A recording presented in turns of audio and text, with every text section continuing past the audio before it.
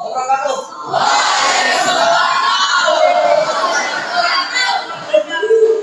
Okay, everybody. First, respectable my lecturer, Mr. Wahab MPD. That is tuition cover, namely teaching media. And honorable my friend all that I love. Firstly, let's pray thanks to our God Allah Subhanahu wa Ta'ala, who has been giving us some mercies and blessing till we can attend together in this blessing place without any trouble and obstacles. Secondly, may peace and salutation always be given to our Prophet Muhammad, who has guided us from the darkness to brightness, from stupidity to cleverness, from Jahiliyyah era to the Islamic era, and only Islamic religion that we love. Right, everybody, especially for tonight, we are discussing about curriculum Merdeka. But in our discussion tonight, I'm not use my English department, my English language, because my English never improvised. Okay, everybody, we gonna continue for about our title. Ini saya menggunakan bahasa Inggris juga ya, karena bahasa Inggris saya juga agak kurang. Jadi untuk malam ini kita akan membahas tentang pengertian kurikulum merdeka. Karena kebetulan saya mempunyai mata kuliah yaitu teaching media yang diampu oleh dosen saya, Mr. Wahab MPD. Jadi yang dimana mohon maaf, terima kasih sebelumnya, terima kasih atas waktunya teman-teman. Langsung saja untuk pengertian pertama ini kita bahas pengertian kurikulum merdeka.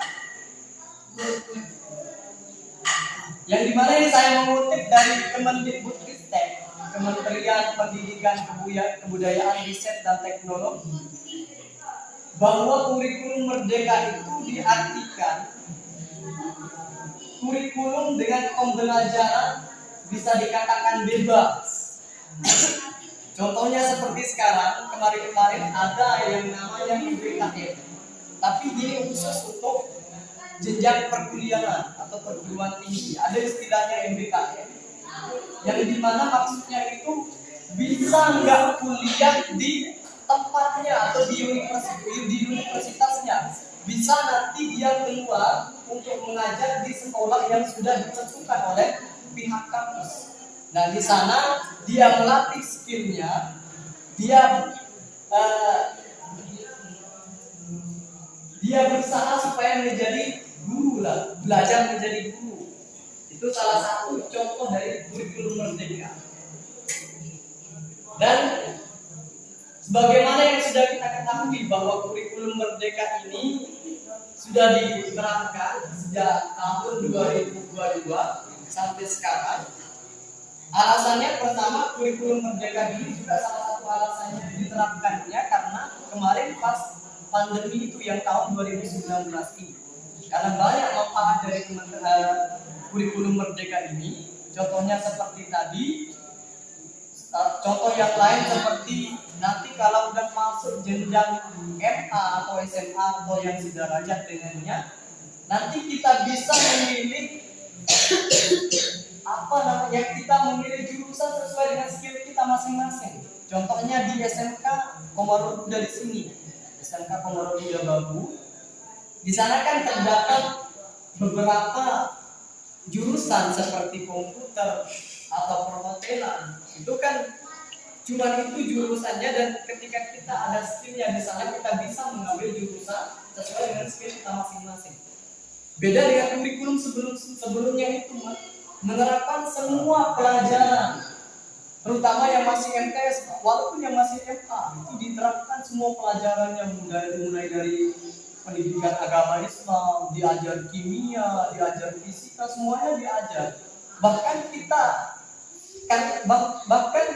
udah tahu bahwa kita memiliki skill yang terbatas. Ada yang punya skill yang cuma satu, mungkin bisa merakit bom atau hobinya suka belajar kimia atau suka belajar bahasa Inggris. Jadi diterapkannya kurikulum merdeka ini salah satu manfaatnya adalah supaya kita merdeka mau memilih skill kita apa yang kita bakat yang kita punya. Nah, kemudian untuk tujuan kurikulum merdeka ini yaitu yang sudah saya sebutkan, ini kita lompat saja. Nah, karena sekarang juga kan kita sangat bersyukur hidup yang sekarang yang bisa kita sebut dengan industri 5.0, yang dimana semuanya kan sekarang bisa kita lihat serba canggih. Yang kalau di Jepang itu kan udah sampai 5.0, tapi kita ini masih proses untuk menuju industri 5.0, 5.0. Kalau di Indonesia masih dibilang 4.0, tapi yang di Jepang contohnya itu udah sampai industri 5.0. Semuanya jadi canggih itu. Pembantunya dibuat dari robot, bahkan istrinya itu dari robot. Itu kemudian yang pembantu yang di restoran ada yang jadi robot, itu kan semuanya jadi robot. Kemudian ini tembok ini bisa dijadikan TV, ada remote-nya. Itu banyak alat-alat elektronik yang sekarang kita lihat canggih betul. Nah, begitu juga di Indonesia yang kita lihat sekarang. Makanya ini masih proses untuk 5.0 yang ada di Indonesia. Sekarang udah mulai canggih semuanya. Itu seperti kita lihat juga ada kan mobil Bremo atau motor listrik. Itu kan salah satu contoh dari kemajuan teknologi. Semakin nanti dunia ini semakin canggih. Bahkan nanti kita akan sama dengan apa yang ada di negara-negara maju seperti Jepang, di Amerika. Itu akan terjadi. Nah, itu salah satu contoh dari masuk dalam konteks kurikulum merdeka juga. Yang dimana kan dalam kurikulum merdeka kalau kita belajar, para guru atau kebanyakan guru kan bisa menggunakan LCD, bisa menggunakan TV yang besar. Kebanyakan sekarang yang menggunakan LCD itu untuk presentasi. Tinggal buat PowerPoint, ya tinggal ditancapkan, langsung dilihat itu materi-materinya, tinggal dibacakan cepat untuk dipahami. Ketimbang di kurikulum sebelumnya kan nulis di buku terus nulis setelah itu dijelaskan. Tapi sekarang udah agak canggih dan nggak terlalu membosankan ketimbang dengan kurikulum sebelum-sebelumnya.